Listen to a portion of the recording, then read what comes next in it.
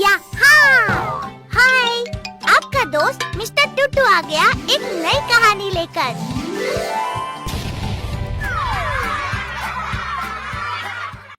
दौड़ता हुआ रोहन अपने गांव में पहुंचता है।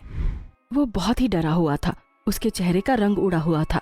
गांव के कुछ लोग उससे पूछते हैं, क्या हुआ रोहन, तुम इतना क्यों डरे हुए हो और इतनी रात में कहां से आ रहे हो? रोहन एक तरफ इशारा करता है और बोलता है, वो सबको मार रही है, वो सबको मार डालेगी, सब गांव छोड़कर चले जाओ। इतना कहकर वो बेहोश होकर गिर जाता है। इसे क्या हुआ? ये क्यों बेहोश होकर गिर गया? और ये किससे डरा हुआ था? किसके बारे में बात कर रहा था? पता नहीं भाई, ये क्या देखकर आया था, बहुत डरा हुआ था। अरे हो सकता है इसने किसी का खून होते हुए देख लिया, लेकिन आसपास में तो कोई डाकू लुटेरे भी नहीं है, फिर उसने किसका खून होते हुए देख लिया? पता नहीं भाई, ये तो अच्छा खासा सुबह गांव से गया था। चलो आसपास में चलकर देखते हैं कि क्या कुछ हुआ है। कुछ गांव वाले आसपास की जगह में आते हैं, लेकिन उन्हें कुछ नहीं दिखता। फिर वो देखते हैं कि रेलवे स्टेशन से कुछ अजीब सी आवाजें आ रही थी। अरे वो देखो, रेलवे स्टेशन की तरफ से कुछ अजीब आवाजें आ रही हैं। हो ना हो रोहन ने उधर ही कुछ देखा होगा। हम सब इधर चलकर देखते हैं कि आखिर हुआ क्या है। कुछ लोग उस तरफ जाते हैं और देखकर हक्के बक्के रह जाते हैं। वहाँ कुछ लोगों के सर कटे हुए थे और उनके धड़ ऐसे ही पड़े थे। आसपास में कोई भी सर नहीं था, बस रेल की पटरी के किनारे पड़े धड़ खून में लथपथ थे। ये देखकर लोग बोलते हैं, ये सब किसने किया होगा? लगता है बहुत सारे चोरों ने अपने लालच के लिए इन लोगों के सिर को काट दिया। लेकिन चोर सिरों का क्या करेंगे? अरे भाई पता नहीं आजकल क्या क्या होने लगा है। अब तो आदमियों के शरीर के हिस्से भी बेचे जा रहे हैं। क्या पता किसी ने इनके सिर को बेचना शुरू कर दिया हो और पैसों के लिए सबके सिर काट कर ले गया हो। लेकिन ये तो बहुत ही निंदनीय घटना है। भला ऐसा कौन करेगा? इतना निर्दयी कौन हो सकता है? तभी वो देखते हैं कि एक ट्रेन, जो कि एक मालगाड़ी ट्रेन थी, वहाँ पर रुकती है। उसे देखकर वो और भी डर जाते हैं। ट्रेन के इंजन को छोड़कर बाकी सारी ट्रेन का पार्ट इंसानों की हड्डियों से बना हुआ था और जिसके अंदर लोगों के कटे हुए सर रखे थे। उसे देखकर वो लोग गांव की तरफ वापस भागते हैं। कटे सर बोलते हैं, अरे रुको, कहाँ भाग रहे हो? मैं तुम्हें कहीं नहीं जाने दूंगी, तुम सब मेरा शिकार हो। कटे हुए सर के मुंह से आवाज सुनकर लोग और डर जाते हैं और तेजी से भागने लगते हैं। भागते भागते वो देखते हैं उनके साथ कुछ चुड़ैल भी भाग रही थी, जो एक एक करके उनके सर को काट रही थी और कटे हुए सर वहां से ही उछलकर ट्रेन की बोगी में जाकर गिरते हैं और मालगाड़ी वहां से चली जाती है। अगली सुबह अरे रोहन के डरने की वजह से कुछ गांव वाले आसपास में तलाश करने गए थे, लेकिन कोई भी लौटा नहीं और रोहन को भी कल से ही होश नहीं आया। इसको किसी वेद के पास लेकर चलते हैं, हो सकता है उसको होश आ जाए और ये हमें सब बता दे। फिर लोग रोहन को वेद के पास लेकर जाते हैं। इसको कोई बहुत गहरा सदमा लगा है, जिस वजह से ये ना तो बोल पा रहा है और ना ही हमें सुन पा रहा है। बस बेहोश होकर ऐसे ही पड़ा है। डॉक्टर साहब, इसका कुछ तो इलाज होगा ना, कुछ तो करिए। ठीक है, मैं उसको कुछ दवाई देता हूँ जिससे ये जल्द ही ठीक हो जाएगा, लेकिन मैं कह नहीं सकता कि इसको कितना समय लगेगा। कुछ लोग फिर दिन में जंगल की तरफ जाते हैं और देखते हैं कि वहाँ पर गांव वालों के धड़ पड़े थे, लेकिन उनके सर नहीं थे। ये देखकर लोग बहुत डर जाते हैं और उसकी खबर आसपास में फैल जाती है। खबर सुनते ही एक बहुत बुजुर्ग काका वहाँ पर आते हैं और लोगों से कहते हैं, तुम लोग क्यों डरे हुए हो? क्या हुआ? सब इतने भयभीत क्यों हो? अरे काका, तुम्हें नहीं पता क्या? कल किसी ने रेलवे स्टेशन के पास बहुत सारे लोगों को मार दिया है और उनके सरों को काट दिया है। क्या उनके सर नहीं मिले? नहीं काका, किसी का भी सर वहां पर नहीं था, बस लोगों के धड़ ही पड़े थे। तो क्या उनके गर्दन पर कटे हुए निशान नहीं थे? नहीं, ऐसा तो कोई निशान हमने नहीं देखा और न ही आसपास में कोई हथियार पड़ा था। लगता है वो पिशाचिनी दोबारा जाग गई है, वो हमसे बदला लेगी। काका, कौन सी पिशाचिनी? आप किसकी बात कर रहे हो और हमसे कौन बदला लेगी? बेटा, बहुत समय पहले रेलवे स्टेशन पर एक औरत का सामान किसी ने छीन लिया था और उसे मालगाड़ी ट्रेन के सामने धक्का दे दिया, जिस वजह से उसका सिर कट गया था। फिर वो कुछ दिनों बाद वापस आई और सब लोगों के सिरों को काटकर मालगाड़ी में भरकर ले जाने लगी। उसको सब अपना शिकार ही लगते हैं। काका, अब क्या होगा? बेटा, अब वो हमें नहीं छोड़ेगी, क्योंकि कहा जाता है कि चुड़ैल 7 कोस तक वार करती है। मुझे नहीं लगता कि अब यहाँ पर कोई जीवित बचेगा। तो काका, क्या आप उससे मिले हो या आपने उसे कभी देखा है? हाँ, मैं एक रोज खेत में काम कर रहा था, तभी मुझे ट्रेन के रुकने की आवाज आई। अचानक से आई ट्रेन को देखकर मैंने सोचा कि इस वक्त तो कोई ट्रेन नहीं आती, तो मैं उसे देखने चला गया। मैंने देखा कि एक चुड़ैल आसपास के लोगों का सिर काट कर मालगाड़ी में फेंक रही है। ये देखकर मैं भागने लगा। चुड़ैल ने मेरा पीछा किया, लेकिन मैं उससे बच गया, क्योंकि तब तक सुबह हो चुकी थी और वो मुझे छोड़कर चली गई। उस दिन के बाद से मैं तो किसी भी रेलवे स्टेशन पर रात में नहीं जाता। फिर क्या हुआ काका? फिर मैंने ये बात गांव के एक तांत्रिक को बताई। तांत्रिक ने उस चुड़ैल को अपने कब्जे में करके रेलवे स्टेशन में ही एक मटके में बंद कर दिया, और अभी रेलवे स्टेशन पर दूसरा नया काम चल रहा है, जिस वजह से हो न हो वो मटका जमीन से निकल गया और चुड़ैल आजाद हो गई। काका, तो क्या इससे बचने का कोई तरीका नहीं है? ऐसे तो वो एक एक करके हम सबको मार देगी। बेटा, कोई तरीका तो जरूर होगा। मैंने सुना है उस तांत्रिक का कोई शिष्य है, मुझे उसको ढूंढना होगा। ठीक है काका, हम सब लोग तब तक रेलवे स्टेशन पर नहीं जाएंगे जब तक आप ये सब सही नहीं कर देते। फिर सब रात में अपने घर में सो जाते हैं। तभी कुछ लोग आपस में बातें करते हैं। अरे, सब लोग उन भूतों से डरे हुए हैं, तो क्यों ना हम ऐसे में चोरी करें और अच्छा माल कमाएं, क्योंकि बाहर भी हमें कोई देख नहीं पाएगा। फिर चारों पांचों लोग चोरी करके निकलते हैं तो वो देखते हैं कि उन्हें गांव के बीचों बीच एक औरत बैठी हुई दिखाई देती है। उसने बहुत सारे गहने पहने हुए थे। चोरों को लालच आ जाता है। वो उससे कहते हैं, तुम कौन हो और यहाँ पर क्या कर रही हो? मैं तुम्हें क्यों बताऊं, तुम्हें इससे क्या मतलब? तुम लोग यहाँ से जाओ। वैसे भी तुम मुझे बहादुर नहीं लगते हो। बहादुर तो हम लोग बहुत हैं। हमें बताओ, तुम यहाँ क्यों बैठी हो? मुझे कुछ लोग चाहिए। आज रात मेरी मालगाड़ी से मेरे कुछ जेवरात आ रहे हैं और इस गांव के लोग न जाने कहाँ चले गए हैं। मुझे कुछ लोगों की मदद चाहिए थी। क्या तुम्हारे जेवर बहुत कीमती हैं? हाँ, सोना और हीरे के जवाहरात हैं। फिर चोर आपस में बात करते हैं। अरे, हम इस औरत को मारकर इसका सारा गहना ले लेते हैं। क्यों ना इसकी मदद की जाए, उसके बदले हमारी मदद पूरी हो जाएगी। फिर वो लोग औरत के पास जाते हैं। चलो, तो हम तुम्हारी मदद करेंगे, उसके बदले तुम हमें कुछ पैसे दे देना। ठीक है, आ जाओ मेरे साथ। फिर वो औरत उनको लेकर रेलवे स्टेशन की तरफ चल देती है। लेकिन जैसे ही वो लोग रेलवे स्टेशन के पास पहुंचते हैं तो वो लोग डर जाते हैं। वहाँ एक मालगाड़ी खड़ी थी जिसका सिर्फ इंजन था और बाकी मालगाड़ी खोपड़ी और कंकाल की बनी हुई थी, जिसके अंदर कटे हुए सर पड़े थे। ये देखकर चोर लोग वापस भागते हैं और वो औरत चुड़ैल बन जाती है। तुम लोग नहीं भाग सकते, तुम सब मेरा शिकार हो, तुम सब मेरा शिकार हो। फिर वो उनके सर को काटकर ट्रेन में डाल देती है। अगली सुबह, अरे, गांव से 4-5 लोग और कम हो गए। लगता है वो उस चुड़ैल की चपेट में आ गए हैं। हाँ, हो सकता है उन चोरों ने चोरी करनी चाहिए हो और चुड़ैल के हत्थे चढ़ गए हों। काका, आप तांत्रिक के शिष्य को बुलाइए और हमको इन सब से निजात दिलाइए। फिर वो लोग तांत्रिक के शिष्य के पास जाते हैं। बेटा, चलो मेरे साथ, मैंने उनका पता कर लिया है। मैं उस चुड़ैल का सामना तो कर सकता हूँ, लेकिन मेरे गुरुदेव जैसी शक्ति मुझ में नहीं है। तुम लोगों को मेरी मदद करनी होगी। ठीक है, हम तुम्हारी मदद करेंगे। शाम को तुम लोग रेलवे स्टेशन के पास ही काम करना, और जैसे ही वो चुड़ैल आएगी मैं तुम सबको बचा लूंगा। फिर सब रात का इंतजार करने लगते हैं और रात में खेतों में काम करने लगते हैं। तभी मालगाड़ी आकर रुकती है और चुड़ैल उनसे बोलती है, क्या तुम लोग मेरी मदद करोगे?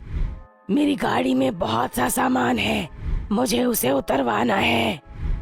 हाँ, चलो, हम तुम्हारी मदद करते हैं। फिर वो लोग मालगाड़ी ट्रेन की तरफ चल देते हैं। तभी पीछे से आ रहा तांत्रिक का शिष्य चुड़ैल के बालों को काट देता है, जिससे चुड़ैल करहा उठती है और देखते ही देखते शिष्य उसके बाल को आग में फेंक देता है, जिससे चुड़ैल के बाल जल जाते हैं और चुड़ैल धुएं की तरह आसमान में उड़ने लगती है। वो जितना जल रही थी उसी तरह उसकी मालगाड़ी भी जलने लगती है और खूनी मालगाड़ी धीरे धीरे चुड़ैल के साथ ही खत्म हो जाती है। उस दिन के बाद वो चुड़ैल ना तो वहाँ देखी गई और ना ही ऐसी कोई खूनी मालगाड़ी फिर उस गांव के पास से होकर गुजरी। अमावस की काली रात में जोधपुर से गुजर रही ट्रेन अंधेरे में पटरी पर दौड़ रही थी। उसमें यात्रियों की संख्या बहुत कम थी। तभी यात्रियों के बीच कुछ हलचल हुई और वो चीखने लगी। भाइयों देखो, किसी ने कुछ यात्रियों के सिरों को काट दिया और उनके धड़ को लेकर हवा में उड़ रहे हैं। हाँ भाई, मैंने दूर से देखा कि कई लोगों के सिर तो पीछे की तरफ चले गए जहां पर रसोई थी। पता नहीं भाई, आखिर ये सब क्या हो रहा है। उधर रसोई में लोगों के धड़ को अलग अलग हिस्से में काटा गया। भूत आपस में बातें कर रहे थे। अरे जल्दी जल्दी आदमियों को फ्राई करो, बहुत भूख लगी है, बहुत दिनों बाद पार्टी का मौका मिला है। हाँ भाई, ये अमावस की रात साल में एक बार ही हमें मिलती है जिसमें हम सारे मजे कर सकते हैं। हाँ भाई, तुमने सही कहा। आज तो हम बहुत ही स्वादिष्ट स्वादिष्ट पकवान बनाएंगे और इंसानी खोपड़ी को खोलकर भी बनाएंगे। ये लोग हमारे लिए कम रहेंगे तो कुछ और लोगों को लेकर आओ जब तक हम इनको तैयार करते हैं। फिर भूत ट्रेन में घूमने लगे। उधर ट्रेन में लोग कम हो रहे थे, जिसकी वजह से सब डर कर बोलते हैं, अरे ये ट्रेन में क्या हो रहा है? अचानक से लोग कहाँ गायब हो गए? कुछ को किसी ने मार दिया और कुछ लोग अब गायब भी हो गए। भाई, लोगों के तो सिर हवा में उड़ते हुए पता नहीं कहाँ चले गए। एक काम करते हैं, हम ट्रेन को रोक देते हैं। ठीक कहा भाई। फिर वो व्यक्ति ट्रेन की चेन को खींच देता है, लेकिन ट्रेन रुकती नहीं है और दौड़ती रहती है। ट्रेन की चेन खींचने पर भी ट्रेन नहीं रुक रही। पता नहीं ये क्या हुआ। आज हमने सुना है कि अमावस्या की रात में इस रास्ते पर बहुत बार ट्रेन में लोगों के मरने की खबर फैली है। पहले भी कई बार पूरी ट्रेन के सारे यात्री को मार दिया गया और उनकी लाश तक नहीं मिली। सुना तो मैंने भी है भाई कि कुछ लोग इंसानों को खा लेते हैं। लेकिन अगर ऐसा था तो तुम उस ट्रेन में आए क्यों? क्योंकि ये घटना कब घटी है किसी को कुछ पता नहीं चलता। हो सकता है ये सब अफवाह हो। वैसे आज वही अमावस्या की काली रात है जिसमें सुना है भूत पार्टी करते हैं और लोगों को मार मार कर खाते हैं। लोग आपस में बातें कर ही रहे थे कि तभी वहाँ लाइट जलने और बंद होने लगती है। ये क्या हो रहा है लाइट को? अरे कोई बचाओ हमें, बहुत डर लग रहा है, बहुत डर लग रहा है। तभी एक आवाज आती है, तुमको कोई नहीं बचा पाएगा, तुम सब हमारा शिकार बनोगे। हम बहुत दिनों से इस ट्रेन में भूखे सोए हुए थे, पर आज हम भरपेट खाना खाएंगे। अब एक एक करके सब हमारे साथ चलो, वरना तुमको जबरदस्ती उठा कर ले जाएंगे। तुमको कोई नहीं बचा पाएगा, तुम सब हमारा शिकार बनोगे। हम बहुत दिनों से इस ट्रेन में भूखे सोए हुए थे, अब आज हम भरपेट खाना खाएंगे। अब एक एक करके सब हमारे साथ चलो, वरना तुमको जबरदस्ती उठा कर ले जाएंगे। तुम कौन हो? हमें क्यों मारना चाहते हो? हम तुम्हारे साथ नहीं जाएंगे। हम जो भी हैं, बस ये जान लो, हम बहुत भूखे हैं और भूखों की भूख मिटाना इंसानों का धर्म होता है। तुम अपना धर्म निभाओ। हम जो भी हैं, बस ये जान लो कि हम बहुत भूखे हैं और भूखों की भूख मिटाना इंसानों का धर्म है। तुम अपना धर्म निभाओ। तुम लोग पागल हो गए हो क्या? हम तुम्हारे साथ नहीं जाएंगे। फिर भूत उनके सामने डरावने रूप में प्रकट होते हैं। उनके कटे शरीर, खून भरी आंखें, गले में लोगों के सिर की बनी माला और लंबे लंबे नाखून। फिर वो 3-4 लोगों के सर काट देते हैं और अपनी माला में जोड़ लेते हैं। फिर वो अपनी गर्दन को पीछे की तरफ मोड़ लेते हैं, उनका धड़ आगे और सर पीछे। इस रूप को देखकर लोग बहुत डर जाते हैं। हे भगवान, ये भूत कितने भयंकर हैं। अब ये हम सबको जिंदा नहीं छोड़ेंगे। फिर भूत वहाँ मौजूद सब लोगों को मार देते हैं और जमीन पर पड़े उनके धड़ को उठाकर चलने लगते हैं, पर उनकी गर्दन पीछे ही होती है और वो आगे की तरफ चलते हैं। फिर वो अपने भूत दोस्तों को कहते हैं, देखो, हम ये आदमी लेकर आए, क्या ये पूरे रहेंगे? नहीं नहीं, अभी नहीं, ये कम है, अभी और आदमियों को लेकर आओ। उधर ट्रेन में लोग लोगों को भूतों के हाथ में देखकर भागने लगते हैं। तभी भूत उनके सामने आकर कहते हैं, तुम लोग इतना शोर क्यों मचा रहे हो? चुपचाप शांति से मर जाओ और शांति से हमारा खाना बन जाओ। हाँ, हमें ज्यादा मेहनत करना अच्छा नहीं लगता और जितना हमें गुस्सा दिलाओगे उतनी बेरहमी से मारे जाओगे। हमें सिर्फ कुछ ही लोग चाहिए हमारे खाने के लिए। ज्यादा शोर करोगे तो एक एक करके हम सबका शिकार बन जाओगे। वैसे तुम्हारी भलाई के लिए हम इतना कर सकते हैं कि जो भी उम्र में बूढ़े हो गए हैं उनको खुद ही आगे कर दो ताकि हम उन्हें खा सकें। इतना सुनते ही लोग चिल्लाने लगे। नहीं नहीं, हमें छोड़ दो, हमें जाने दो। फिर भूतों को गुस्सा आ जाता है और वो सबको मारने लगे। तभी एक लड़का विकी सबको बोलता है, देखो भाइयों, हमारी भलाई इसी में है कि हम भूतों की बात मानकर बुजुर्ग लोगों को उनके सामने कर दें, वरना हम में से कोई भी नहीं बचेगा, सब मारे जाएंगे। हाँ, ये बिल्कुल सही कह रहा है भाइयों। आखिर इन बूढ़ों ने तो अपनी जिंदगी जी ली, पर हमारी उम्र ही क्या है अभी। नहीं बेटा, हमारे साथ ऐसा मत करो। जीने का हक सबका है। मुझे इन भूतों के हवाले मत करो। लोग उनकी एक बात नहीं सुनते और बूढ़े इंसानों को उठाकर भूतों की तरफ फेंकना शुरू कर देते हैं। जिन्हें भूतों की तरफ फेंका जाता उन्हें भूत उठाकर ले जाते।